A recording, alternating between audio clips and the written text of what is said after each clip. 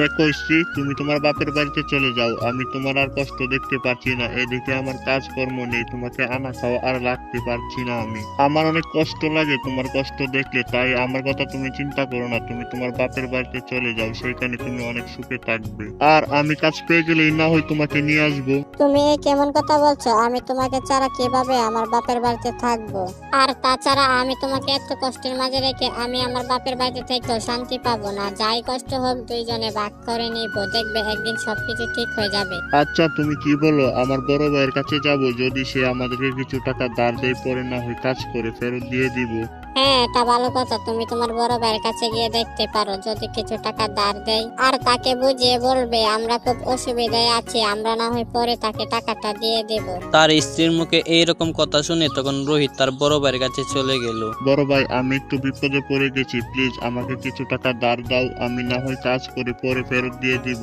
তুমি তো জানো বড় ভাই, দেশের কি অবস্থা, কোনো কাজকর্ম নেই। আমার স্ত্রী অনেক কষ্টে আছে, তার কষ্ট আমি দেখতে পারছি না। দেখ ছোট, আমি তোকে সাহায্য করতে পারবো না, তুই বরং অন্যখানে গিয়ে দেখ, কারণ আমারও একই পরিস্থিতি। কি বলছো বড় ভাই? তুমিও খাবার পাচ্ছ না? এটা কি সত্যি কথা? আমি বুঝলাম না। আমাকে সাহায্য করলে কি আর তোমাকে আমি টাকাটা ফেরত দিতাম না? এ হলো আমার বড় ভাই, আমাকেই বিশ্বাস করে না। কিছু টাকা জমা গিয়েছিলাম, কিছু টাকাও ধার দিল না। এখন যে কি করি। রোহিত তার বড় ভাইয়ের বাড়ি থেকে বেরিয়ে এইসব আলাপ করে যাচ্ছিল রাস্তা দিয়ে, কিন্তু হঠাৎ তার কানে একটি চিৎকারের শব্দ আসলো। বাঁচাও, বাঁচাও, কেউ কি আছো? বাঁচাও। এইরকম চিৎকারের আওয়াজ শুনে তখন রোহিত সেইখানে দাঁড়িয়ে পড়লো আর সে আশেপাশে দেখতে লাগলো। রোহিত যখন সামনে তাকালো তখন সে একটি তান্ত্রিক মশাইকে গাছের চাপায় পড়ে থাকতে দেখলো। এরপর রোহিত সেই তান্ত্রিক মশাইয়ের কাছে দৌড়ে গেল তাকে বাঁচাতে।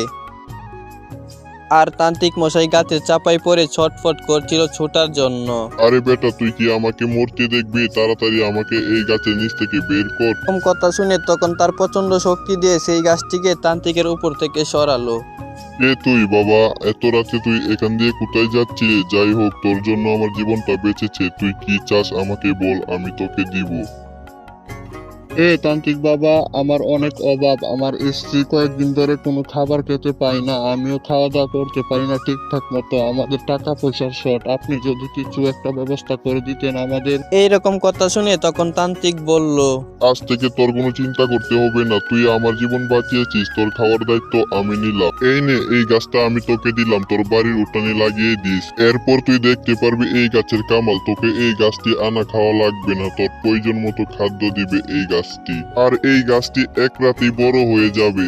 এইরকম কথা শুনে তখন রোহিত বলল, আপনাকে অনেক ধন্যবাদ তান্ত্রিক বাবা, আপনি আমাকে অনেক উপকার করেছেন। এই গাছটি যদি বড় হয় তাহলে আমার কোনো চিন্তাই থাকবে না। আচ্ছা, তুই ভালো থাকিস আর নিজের খেয়াল রাখিস, আমি আসছি। বিক্রমকে এইরকম কথা বলে তখন তান্ত্রিক মশাই সেইখান থেকে অদৃশ্য হয়ে চলে গেলেন। এরপর বিক্রম সেইখান থেকে বাড়িতে এসে গাছটিকে লাগিয়ে সে ঘরের ভেতর চলে গেল ঘুমাতে।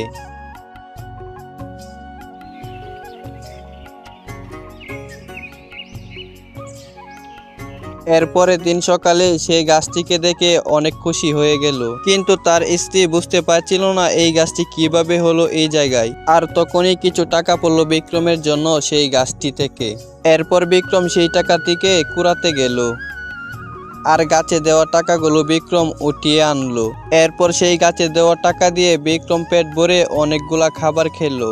আর বিক্রমকে সেই গাছটি তার প্রয়োজন মতো টাকা দিতে লাগলো। চাদর দেওয়া গাছটি আজকে বড় হয়ে বিক্রমের আর কোনো কিছুর অভাব রইল না। বিক্রমের খাওয়া দাওয়ার জন্য আর কোনো রকম চিন্তা করতে হতো না। সেই চাদর দেওয়া গাছটির জন্য বিক্রমের জীবনে অনেকটাই সুখ চলে আসলো।